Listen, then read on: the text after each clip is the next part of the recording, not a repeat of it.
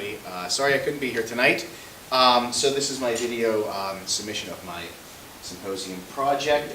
It is a website.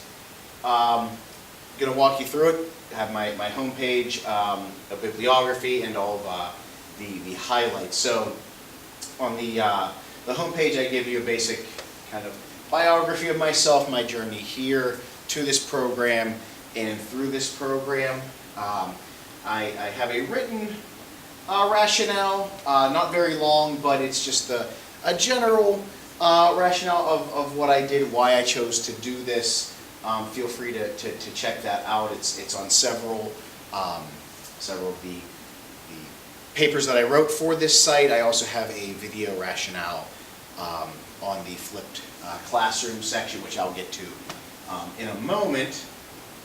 And obviously I put the high performance learning definition, the 5 facets of leadership, which we all know so well as a picture representation of the cognitive arcs.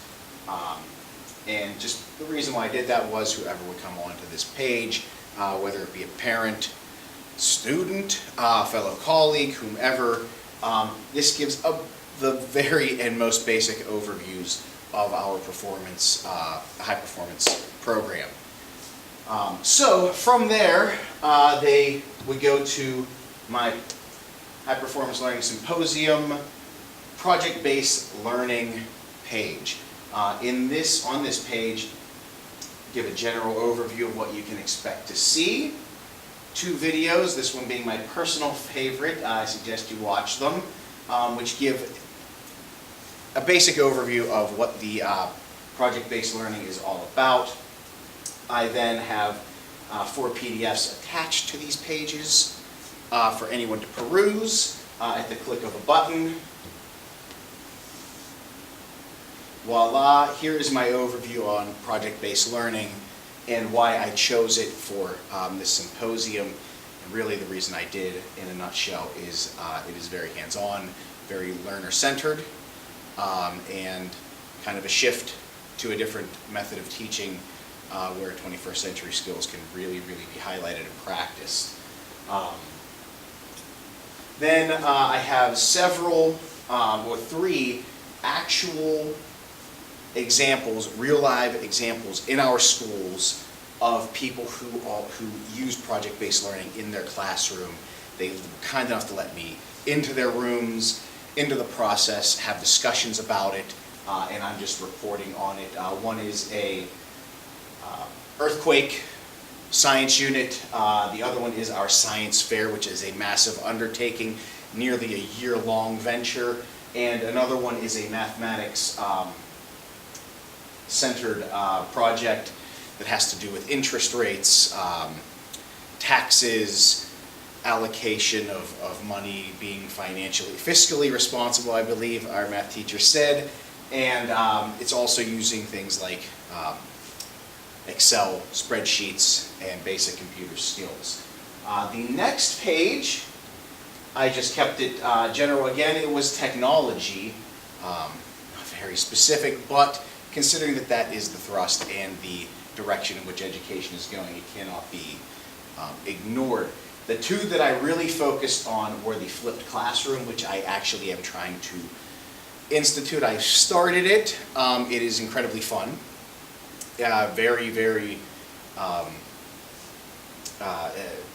the kids are excited.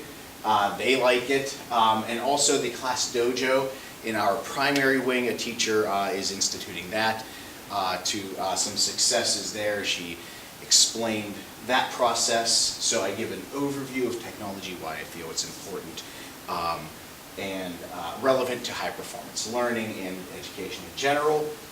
A flipped classroom overview about what it is and how I feel that this applies to high performance learning. And then I focused a little bit more on the 5 facets and the cognitive arcs, how Class Dojo applies to the cognitive arcs, 5 facets of learning, in the flipped classroom as well. And again, at the click of a button, voila, my work for you to peruse at any time.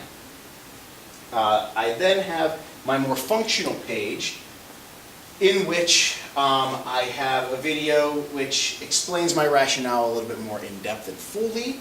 All of these are roughly anywhere from 3 to 6 minutes, I believe, long. And then I have actual examples of the flipped classroom that I do. I recently just used this thesis statement one as I'm teaching term papers for kids, especially since they're going to high school, and the thesis statement is going to be an important part of their work moving forward. One on linking verbs, another term paper section. We are reading Hamlet. My 7th graders are made easy. Not thou doth have a thirst for the king's brew type stuff. It's a generalized lesson about Act 1, Scene 2, given in spurts where the kids can swallow and digest complicated things. And again, at the click of a button, you can go onto YouTube. I am there at youtube.com/channel and a whole bunch of letters that I'm not going to bore you with. So I ended this symposium with an annotated bibliography. Voila, a little bit of an explanation as to the sources, what they are, and why I chose them for this project. So that is it. I wish you all well. I thank you. And wish you nothing but the best. So goodbye, congrats, and I'll see you on the 13th.